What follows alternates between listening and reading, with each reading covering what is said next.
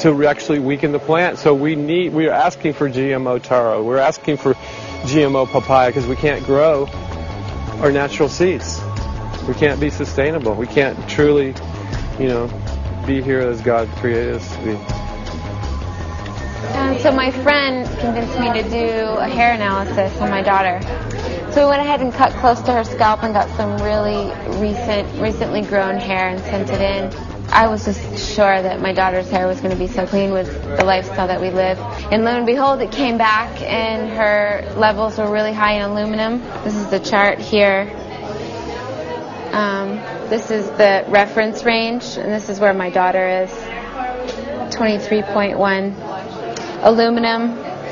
The skies are covered with a white mist, and I look up at night anymore and I don't see the deep, dense stars that I used to, and I can't help but think this obviously has something to do with my daughter's health. I don't know where else these heavy metals are coming from. Yeah, I mean, look how old she is. Yeah. She's been isolated here. Here, and she's... Here. Anybody looking at the situation would be like, this is paradise. This child should be like superhuman. Organic foam. And here you are getting all this heavy metal stuff. She has highest level aluminum on the chart. Never had a vaccine either. Folks, these people are playing God. They are playing God. They're manipulating the weather, and they're spraying stuff into the sky. They are trying to geoengineer everything, including your plants and trees and your ocean. Well, tonight, we're just hoping that instead of not looking at it, you start looking into it, because I really believe from the bottom of my heart that we are in a real crisis. I really do. They are proposing dumping 10 to 20 million tons of aluminum into the upper atmosphere. What does aluminum do? It changes the pH of soils, which is toxic to plant life. Also, it's very toxic to human health. Are they doing it? Well, let me tell you about my experience and what we found. We have much evidence that not only suggests, but I believe prove that they are happening. Jeff, what's going on? And as I promised, we're joined right now by a very special guest, Michael J. Murphy, currently on location in Hawaii. He's working on a documentary film called What in the World Are They Spraying? Michael, welcome to the program. Great to speak with you today.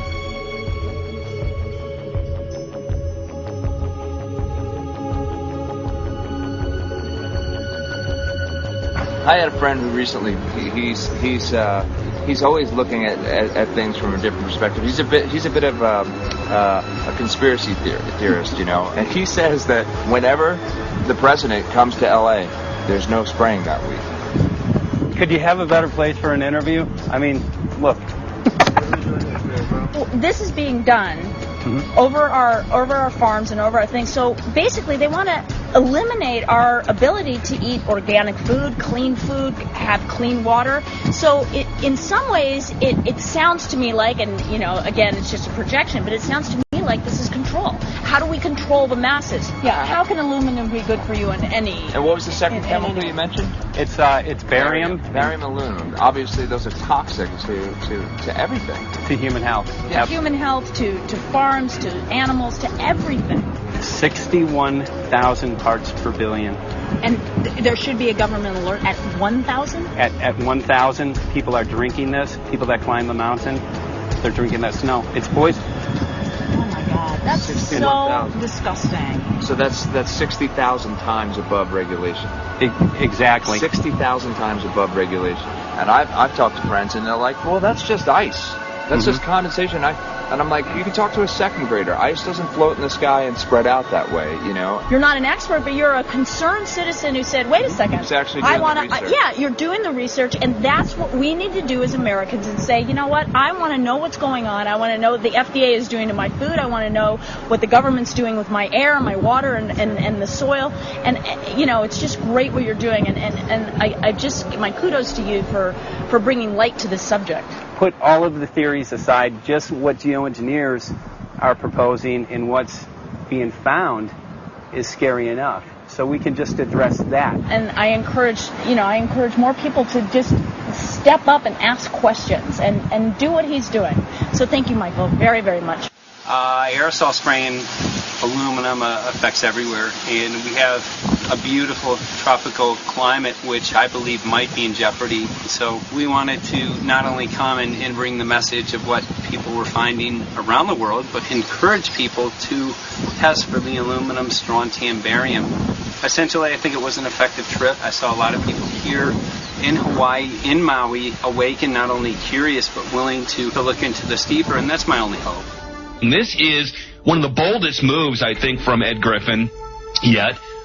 This is the taboo topic that nobody's supposed to talk about, and that is aerosol spraying. Now, we've got tons of documented proof of errant aerosol spraying. It just blows my mind that the whole essence of humanity has always been to look up into the sky and ask why. Though there are no limitations, there's endless space, an endless universe. Now, in the 21st century, we're not allowed to do that. Anyone who looks up and sees the giant grids and the X's in the sky that weren't part of our existence until just a decade or two ago is somehow called a kook. And the people that are the best and biggest proponents for the revolution and for liberty, they don't want you to talk about it because you could discredit them. It seems to be an industry that's being built up to milk the taxpayers by undergoing some kind of a giant global spraying program to make all kinds of money on the project, and they don't seem to care really what effect it has. They're not trying to experiment to see if humans can survive it or anything like that. They just want to get this stuff up.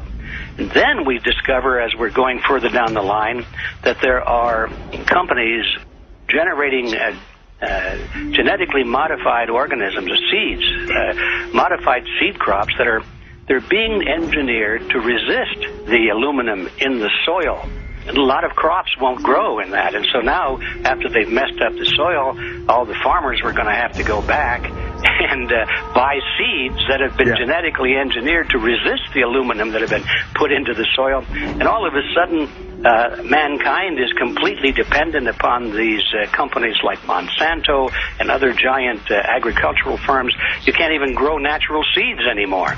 And we're looking at that. It's a shocking thing. I hope we don't find that that's true, but all the arrows right now are pointing in that direction. We get into cost-benefit analysis here because there's also HARP could be involved in this, geoengineering, as you guys mentioned, which is documented heavily in Dennis Kucinich's bill, that is the Space Preservation Act, which, by the way, I don't think got through Congress, and then Kay Bailout, as we call her here, Kay Bailey Hutchinson, also put together some legislation in order to qualify geoengineering, which, again, is supposed to save us all from global warming. But it is cost-benefit analysis because they can benefit on so many different levels. Ed, that's how they do everything, isn't it? That's right. And, you know, there's an old adage, if you just follow the dollar, follow the buck, you get to the source of the problem.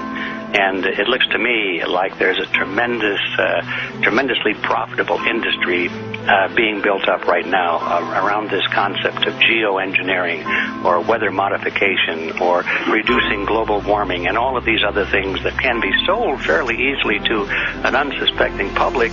They all say, oh, well, that's good. We don't want global warming, you know. And so they put up with this, and they don't question, they don't criticize.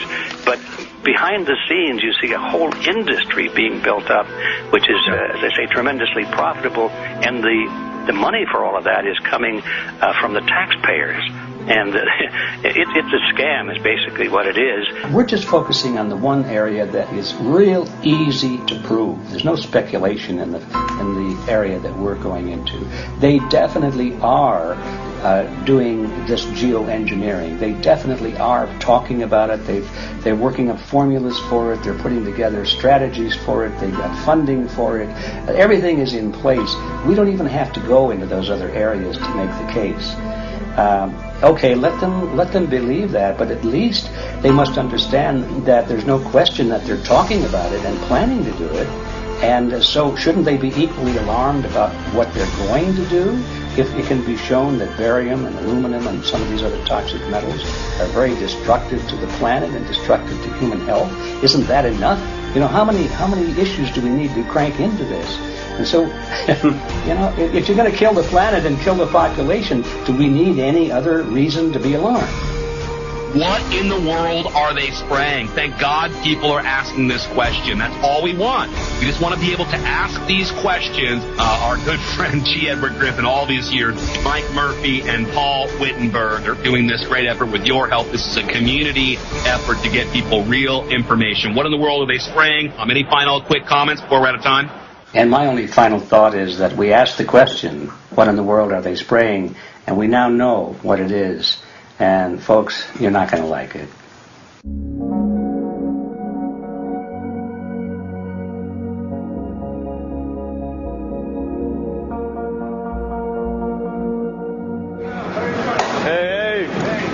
I'm Peter Vreke. I'm from Belgium. I'm 54 years old. I can't believe it myself. I'm a very happy and grateful person. We are doing the job the police, the Justice Department, or the Environmental Department should have been doing. And it's really essential that it's going to be a grassroots revolution. I think so. God is on our side because we are not fighting against, but for. Yes, we're fighting for. I was in the council for about 25 years and also a period as the mayor. So from that moment on, 10 years ago, everything started to change. I started to get a picture of what is really going on. And it became crystal clear to me that we, humankind, have been manipulated and dominated and exploited for centuries. So, and this chemtrail phenomenon made me angry because I was so helpless. You can decide what food you're going to eat, what you're going to smoke, what water you're going to drink, what kind of life you're going to lead, but not with this phenomenon. Then you are just a victim. It's only a game. And there have to be good guys, and there have to be bad guys. And luckily, we are in the position to be able to play the role of the good guy who has the chance and the opportunity to overcome. The 3 days that we shared with them, my heart just dropped because it was such a beautiful way to live and such a peaceful way to live. I left thinking, what's this going to be like in 10 years? Is everything going to be killed off on their property? And if it is, how are they going to get their food source? Are they going to have to take a class, and get certified by company XYZ? And what are the requirements for that? And that really is the end of freedom. I'm concerned about that. I definitely, I really am. Yeah. I learned to say everything is now as it has to be now. And everything is going to be okay. It's going to be all right. It's going to be okay. Yes. I have this deep feeling that in the end we will prevail because we have the right on our side. The cosmos is helping us, and I have this strong feeling that we are being supported by entities and by forces we can't even imagine.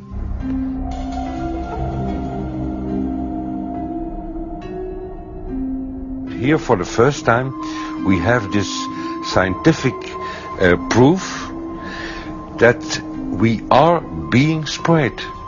We are being spread, and it's incredible and it's hard to believe, but we are being spread. I think at this moment to stop is not an option. Once you know it, and once you have a tool like this and an opportunity like this, that the issue of chemtrails or persistent jet contrails or whatever name you use for it, that this phenomenon is recognized as being real, publicly debated on. In the context of geoengineering, I think it's high noon to bring this to the public. This is what the sky is supposed to look like. These are old paintings. We forgot this, I'm afraid. In the years that I have been a medical research journalist, I have looked at many, many things, and I found the same three issues in whatever I'm looking at.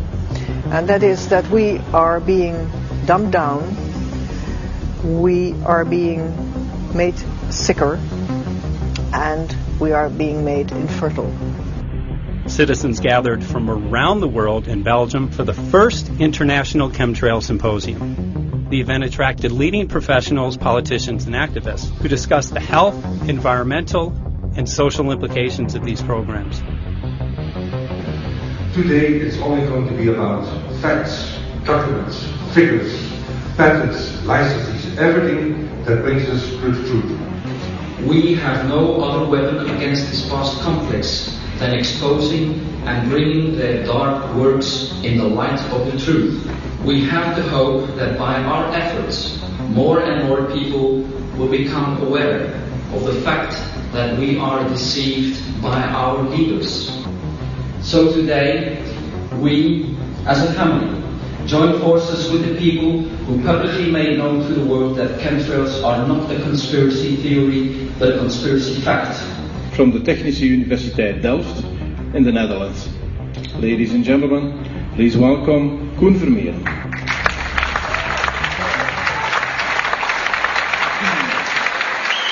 Well, I'm Koen Vermeer. I'm a university professor of Delft University of Technology. Usually people are with their heads to the ground in their own two-dimensional space and they don't look up. But if you do, you see more and more spaces like this. And it worried me too. I have no explanations to our students about these phenomena. And then I studied it myself and I found out that I couldn't give them the answers they wanted, because I think that the phenomenon is not natural. It's not natural what is happening, and the explanations that are given to us are not enough for me. If you look at them from a scientific point of view, the first thing a scientist does is trying to explain something. Because I'm smart and my students are not as smart yet, so I have to give them answers to questions. But if you ask most scientists honestly, they cannot answer all your questions. If people are using climate control over our heads, I want to know about it. I want to know the consequences, I want to know the health impacts, I want to know everything. I need, as a teacher in my university, to give answers to my students. And they have good questions. And I don't have the answers. And I want to know. Excellent. And we should discuss this. Ladies and gentlemen, for here you in the auditorium and for all over the world, Michael Murphy.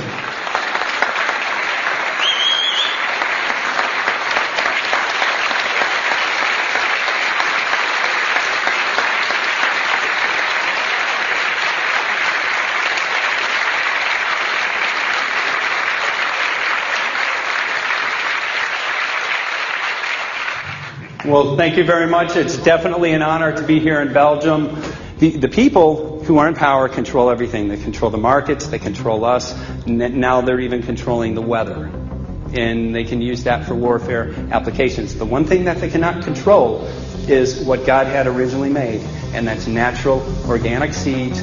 This is called the Hegelian dialect.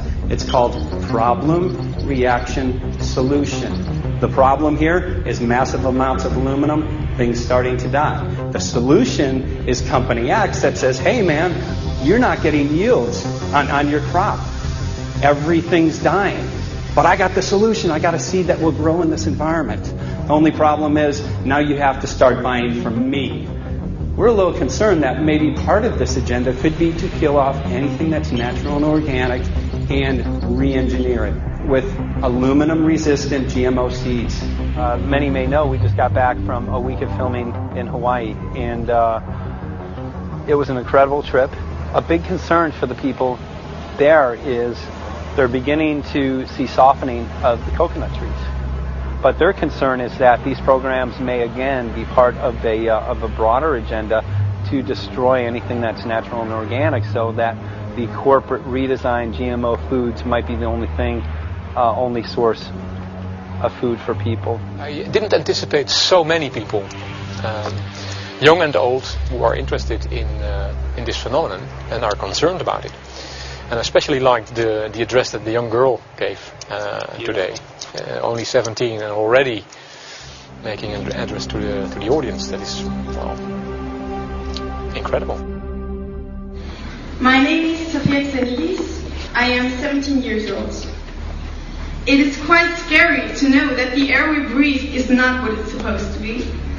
That the food we eat and the water we drink contain traces of those substances which are sprayed out over all of us, as though we were being poisoned like insects. The feeling that this is causing me are feelings of deep anger and rage. I don't want to be poisoned. I don't want to be infected with cancer. And I'm just so angry that this global poisoning can be going on such a massive scale, and not enough is being done to stop this crime. A clear answer to one question. Are we being sprayed?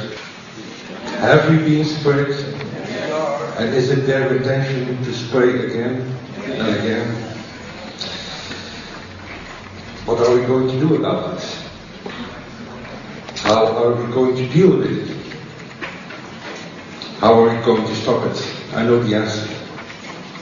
There is only one person who can stop it. Did you know that?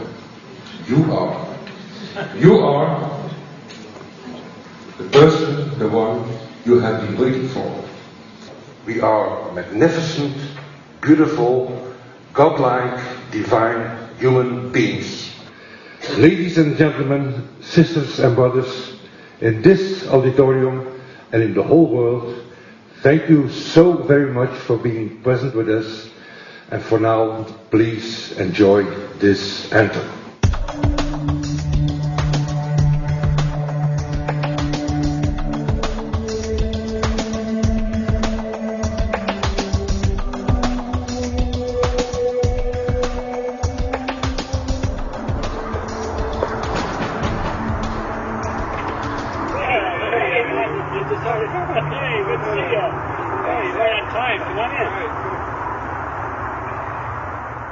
So, anyway, I'm glad that the weather's been good for you fellas so far.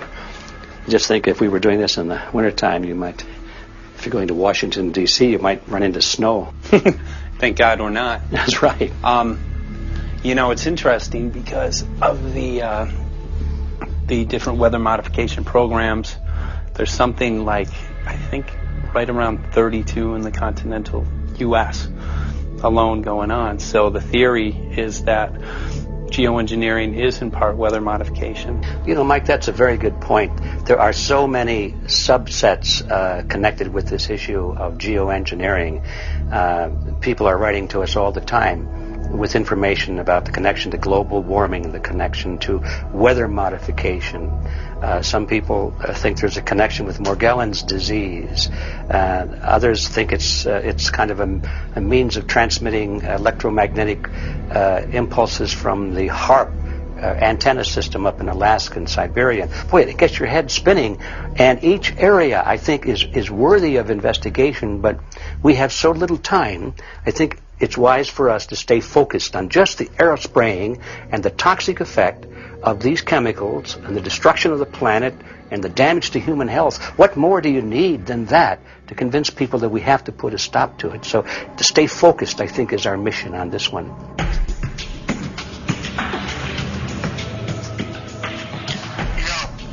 Jeremy, we had an idea. We know that you know the political system real well. Our idea was this. We have a ton of data and information that we've collected throughout our travels, and you know, we really think a good way to end the film would be addressing this to elected officials, some of the senators. So we were wondering this, if you might be able to come and kind of help us out and perhaps show us the way in how to get this done politically. But it sounds like a really good idea, and I'm also going to get to in terms of researching who it is that we should really focus on talking to about this. At the very least, if we could make it impossible for them to claim that they don't know at this point, we can strip away their plausible deniability that they haven't heard of the data that points to geoengineering stratospheric aerosol operation already going on.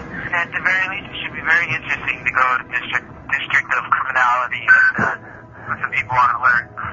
Yeah, you have a lot of enemies in Washington. That's where all the power comes together and the money, you know. So there are people there, I'm sure, that just don't want us to do this job. But I'm glad you're going, and you'll find out.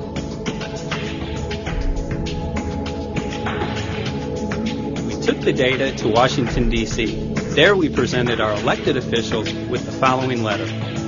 according to the 5th article of the Bill of Rights, amending the Constitution for the United States of America, no person shall be deprived of life, liberty, or property without due process of law. But the daily spraying is depriving all persons living within the United States of life, health, liberty, and integrity of our common and private property without due process of law.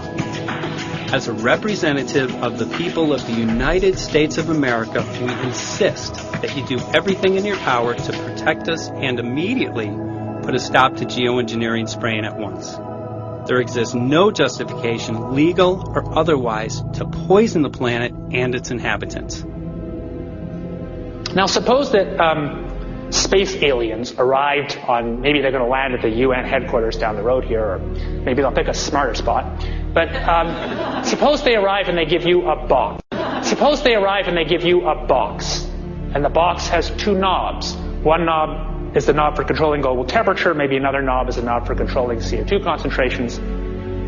You might imagine that we would fight wars over that box because we have no way to agree about where to set the knobs. We have no global governance, and different people will have different places they want it set.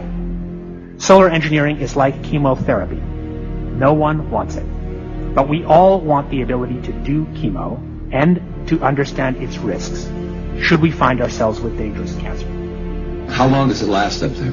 The lifetimes are years. What, years? A couple years. And then it what, precipitates out? Or Yeah, that's correct. no toxic side effects that we know of? The thing we always wonder about is the unknown. Yeah. So if you're thinking about, say, the acidification, it's clear that's not a problem. There's several studies that showed that. Right. But of course the concern here is with so little research, there may be some unknown that comes out of left field that bites us. My name's Mike Murphy. I'm a filmmaker in from Los Angeles. We're covering an issue called geoengineering. Okay, thanks guys. Senator, quick question about the issue of geoengineering. I'm afraid I don't know what you're talking about. And wondering if you were supportive of geoengineers' proposals of spraying 10 to 20 million tons of aluminum into the atmosphere. I should really get a briefing paper on it before I get an opinion. Oh, not a problem. Are you aware of the issue? Not completely. At all? Okay. Do you have a letter from constituents, and people have concerns? Yeah, We're making a documentary about the I don't know. You guys have credentials to be here? Yes, we do. We pass through security as well. Endowed by our Creator. I think so. Please don't touch my property. You're lying. No, why? What did we lie? What did we lie about, sir? No, we're not. What are we lying about? Lying about what? It's a little unusual, huh? I haven't heard that. You're not aware of it? And it appears that these programs have already been deployed. You know, I have to look at that proposal, and so, why don't you let me review it? I can do that. Are you aware of? Actually, I'm going to go. Yeah. Let me go ahead and get that. I will take a look at this, and I will act accordingly. General, this program, this openly covert program of the aerosol spraying, stratospheric aerosol spraying, geoengineering, using tons of aluminum, spraying it up in the sky. I have no idea what you're talking Okay. Commonly called chemtrails, sir. When you were the head of NEMA, did you see the aerosol trails? Mike Murphy, filmmaker in Los Angeles. Hi, sir. And we're covering an issue called geoengineering, and wanted to know if you're supportive of geoengineers' proposals.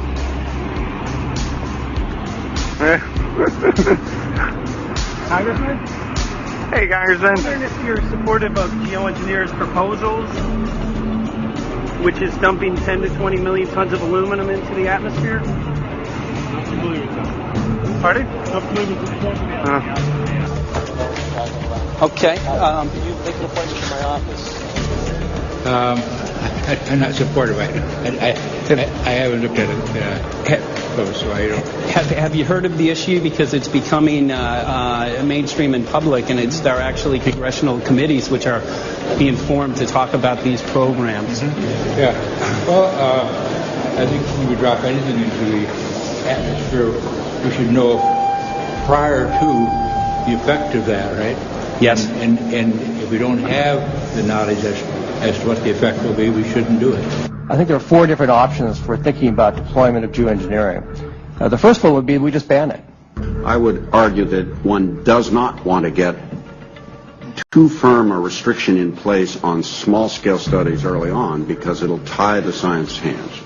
I think what the science community ought to be trying to do is say, you do small-scale stuff inside this space, and it's a scientific question what that space ought to be. There shouldn't be a lot of oversight and restriction. Congressman? Excuse me. Hi, I'm Mike Murphy from Los Angeles, covering an issue called geoengineering. These guys are running from the geoengineering issue. I wonder why. I'd have to talk to my staff. I don't know what your details on that are. Have anyone made you aware of the issue, or? Sir? Congressman, your committee talked about geoengineering last November. Are you in support of those proposals? I'd love to give you a paper. Geoengineering? You know nothing about the geoengineering issue? Never heard of it. They call it geoengineering, but... yeah, I never heard of it. It's nothing I've ever heard anything about.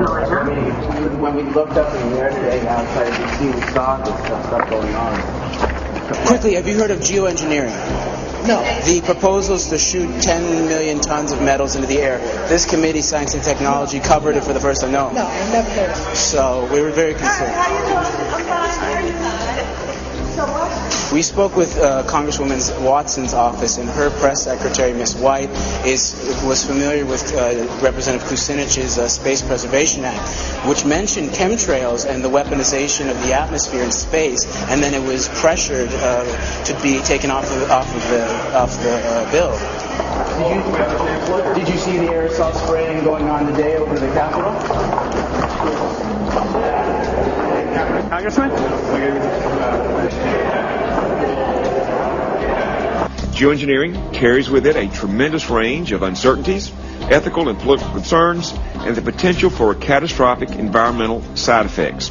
He's not one to do interviews very often, so not unless we usually really pressure him into it. Okay. So don't, all that is, don't hold your breath.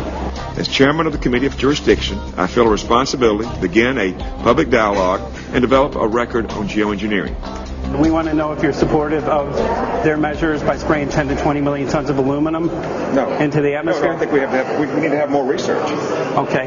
And about the issue of current deployment, there's literally a mountain of evidence that many people believe proves the deployment of these programs. Any knowledge of that? No, there's certainly not a mountain of evidence. But I do support research into geoengineering, and I also support looking into the international governance of that. Okay. I hope anybody that has studied it knows that I think that it's a radical proposal, and I hope we don't have to use it, but there may come that point in time where we do. Now, if we could provide you with the evidence that suggests that these programs are and have been ongoing, would you be willing to address this publicly? We've had about 3 or 4 hearings on it. We have addressed them publicly. Well, not about the proposals, but about the current deployment of these programs. Citizens. I don't support the current deployment. I think we need to have more research, and they have consequences that go beyond one nation, and so I think that there needs to be governance to that. Governance is not simply an issue of deployment, but governance before deployment in terms particularly of large-scale scientific fieldwork. I concede that on this subject and in general, it's not popular to talk about global rules. And when these people started talking about the need for UN Security Council oversight, a supranational environmental security enforcement with a strong mandate by the UN, it really is clear that they're looking for a global power behind the manipulation of the environment. But I do think it needs to be sort of an international kind of treaty that does tie and bind all nations into a common fate. It is a common fate. And unfortunately, it's not just big governments that could do this. It is small governments. It is billionaires probably could figure out, I'm going to save the world all by myself, and I won't bother to mention it. How do we decide when there's a planetary emergency? Whose hand is on the thermostat? How do we decide when to start it? There's no way to do that right now. And what if we do start doing it, and then by some problem with the technology or with the will, we can no longer do it. In a year or two, the aerosols will come out of the atmosphere and temperatures will shoot up at a rate much faster than it's going up now. And it's that rate of change that's hard for us to adapt to. So once we start it, we'll be sort of locked into doing it for a long, long time. And so with basically no end in sight. Boeing would pursue this to make a profit, right? I mean, there's financial motivation to do this. Let's see. So let me not speak for Boeing. Is that allowed? Okay. Yeah, well, it is what it is. No, but someday, if the U.S. is going to decide to do this stuff, they're going to look to a company who can do it, and you want to be positioned. Boeing would rather get it than Lockheed Martin. So certainly we have an industrial base that helps the country take on technologies and large-scale challenges like national defense. And we do that both for a profit motive as well as, I think, as a national service. So I think it would be truly disastrous if we discovered a few years from now that there was a black program that some government had stood up to sort of learn on the quiet how to do this. It's pretty clear you can cool the planet, but you will not and cannot bring it back to exactly the same climate state you started with. So you may or may not, and I expect we'll have a lot of back and forth about how useful it is to ameliorate the risks of climate change. I think there's a good evidence it probably is useful, but we don't know. But it certainly can't get you back to exactly the climate you started with. I think everybody agrees with that. Do you think you'll see deployment in our lifetime? Let me say I hope not. Al? I would agree. I hope not. I hope not. Okay. I see this as something like an evacuation plan. That you build big dikes. Maybe that's the emissions reduction to try to keep the flood from wiping you out. But that if that flood should come, that you'd like a plan for what to do in the event of that catastrophe. So I see these options more as a catastrophic response option and not as a way to reduce risk of everyday climate change. You would advocate mitigating consumption of beef as a means of accomplishing your objective? Yes. How would you suggest going about that? You can't. I mean, it's your job to decide what to tax and what not to tax. Obviously, if you wanted people to behave differently, you give them incentives and disincentives for behavior. But I'm sure that's the answer you wanted to hear, Mr. Smith. If only my time had not expired. Thank you, Mr. Chairman. Because there's literally aluminum and barium contamination found around the world, believed to be from these programs. Like, look, today over the Capitol, looks like they're deploying some type of aerosol. Did you see it? No, I didn't, but you see you. In a James Bond scenario, some rogue rich guy puts some airplanes in the air and sees the clouds. What is to prevent that? Okay, are you aware of the issue? You do it through the... Are you in support of those proposals? What is your take? I don't know anything about it. You're not. I have to get more information. I've got a chair here. Okay, we'll give you a letter on that. Yeah, this is a letter from constituents. Okay, great. Excellent. And many people believe that these programs have already been deployed because mass contamination has been found. Geoengineering programs, stratospheric. Got it. Yeah. Spraying from airplanes. Okay. So what is happening? People from around the world are finding contamination. Let me take care of this and I'll talk to you when I come back. Thank you very much. We see that even though we might make the average temperature of the planet about right, the rainfall patterns change some from today. And some places become warmer and some places become cooler. So there are going to be winners and losers in this geoengineering activity if we were to do it. But nevertheless, as David has said, there are reasons why we might consider doing it. Many people are deeply concerned about it because of the toxicity of aluminum, and it has been addressed to Congress in various committees. Would you take a look at a letter from some of your constituents addressing the concerns? Excuse me. Okay. Can I give you a letter from constituents? Are you aware of their proposals of dumping? Gotcha. Thanks.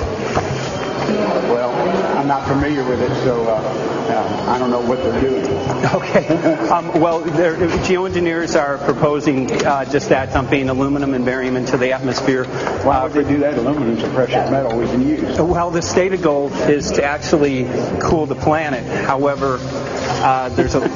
Sounds strange. Right, exactly. So they're proposing dumping these metals into the air to block the sun, essentially. We're here to find out what members of Congress are... I hope we have a strong hearing on that before we decide to do that. I would hope so. And there's plenty of evidence that not only suggests that these programs have been deployed, because we're finding contamination of aluminum and barium on the rain, snow, and soil. Okay, thank you. Thank you.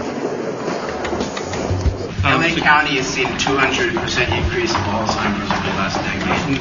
Tons of ground and water samples showing high levels of aluminum all around our state. Why don't you give me all the information you have? I have some very good people I will assign it to. And if you get it to Mr. Lavelle, He's got my card and send me an email. And Lavelle. Okay. He's got my card and send me an email and Sounds great. We'll be in touch. We are investigating this, and there's literally a mountain of evidence that suggests that these programs are going move that mountain over to us. You got it. Take a look at it. And look up, keep looking up into the sky, and you'll see some of it. Oh, okay. You will. You can see the aerosols being sprayed out of airplanes quite a bit. Okay. So thank you. Yeah, the future of humanity is definitely dependent on it. So we're counting on people like yourself to take some proactive steps. So thank you very much, guys. You're very welcome. Appreciate it. Thank you. Right.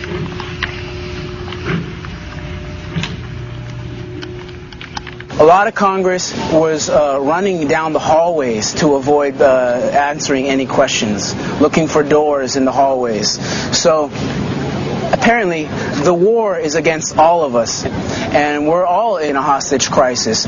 People who took an oath to uphold and defend the Constitution are not only know this is happening, are participating in this. And all of us have a duty to stand up and speak out about it.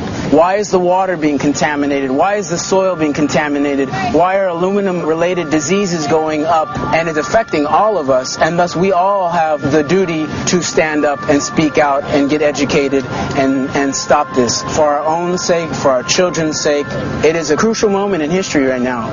The human beings, we need to decide whether to live on our knees while being sprayed and poisoned every day, while being under a continual threat, or whether we are going to stand up and live as free human beings and seek truth, justice, peace, and freedom for all of God's children. So as you can see, we're ending our film here in Washington, D.C. We've made many public officials aware of this. Most of them either denied any knowledge of this, or they simply were unwilling to address the situation with us. So as you can see right behind the White House, we do have aerosols behind us. The spraying has continued. What is the solution? Is the solution here in Washington, D.C.? Clearly, this is one of the solutions, but the solution is not only here, the solution is within you. This issue affects all of us so deeply. So you need to look inside. Please get active, get involved, start spreading the word with growing awareness. About 90% of the population, we believe, is unaware of this issue, which means 90% of the people who normally might do something if they knew are not doing anything because they are unaware. So please look into your heart, use whatever skill you have to get the word out. The future of humanity is dependent upon it.